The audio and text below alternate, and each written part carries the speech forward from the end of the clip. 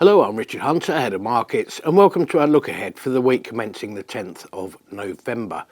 Been a slightly turbulent week for markets. We've still got the US government shutdown lingering on. One of the outcomes of that, of course, has been less visibility in terms of the labour market in the States, but there are signs from other entities that perhaps the labour market is now starting to soften to the extent that the Federal Reserve may need to take further action in terms of an interest rate cut in December. Probably the overarching concern, however, has been around the AI trade.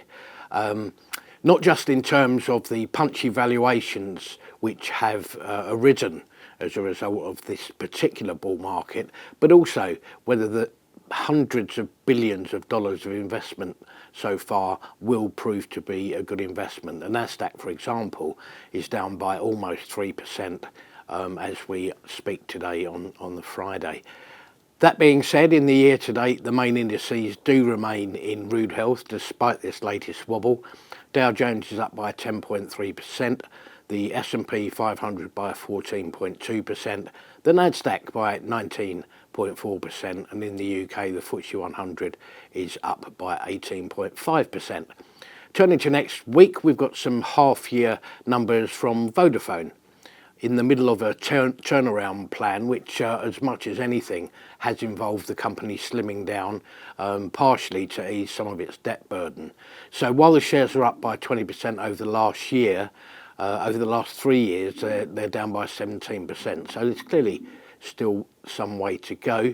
One of the things to look out for, of course, is its German operation, which accounts for about 35% of overall service revenues. That's been somewhat under the cosh of late.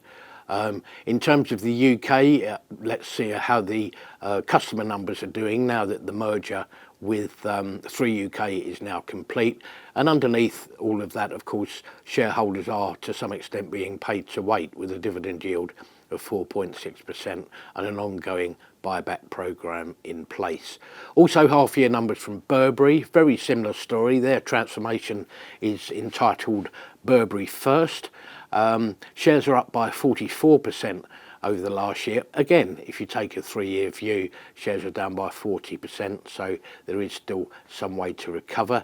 The Asian Pacific and Chinese markets have been a particular bind on the company of late, so we'll hopefully get some rather more up-to-date information on whether the impacts of the tariffs has had that effect on consumer demand. And of course, the obvious metrics to look out for, such as store sales and overall revenues. Finally, Persimmon has a third quarter update. Shares, perhaps unsurprisingly, down by 10% over the last year. We all know about the housing market and whether, in some ways similar to the Bank of England, potential house buyers have been sitting on their hands until they await the outcome of what could be a fairly painful budget. In the meantime, Persimmon nonetheless remains fairly well regarded. There's a dividend yield of 5%, and the sort of things to look out for, as ever, will of course be the forward order book, home completions, reservation rates, and any further land purchases which it may have done. Thank you for watching. Have a great week.